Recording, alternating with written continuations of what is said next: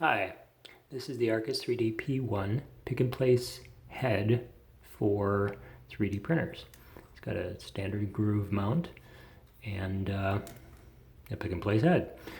So this video is dedicated to what I did for Z limits and the springiness of the pick and place head so it doesn't break parts.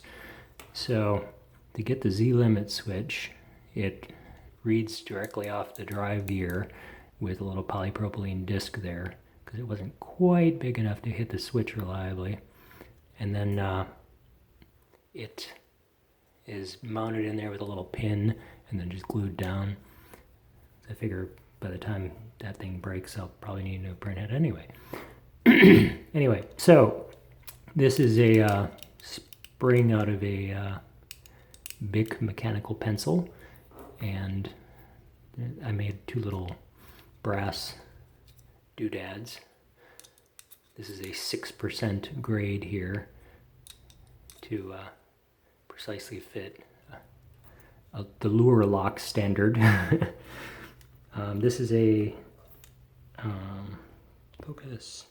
Okay, this is some hypodermic tubing, which I polished down to precisely fit the inside of that bearing.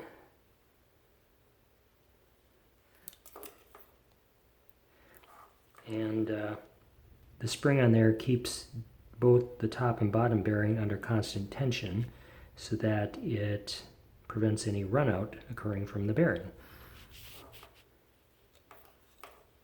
The spring's a little strong. You might still crush parts, but that's what I had, so I'll get a better one when I find one. That's it for Z Limit. Thank you.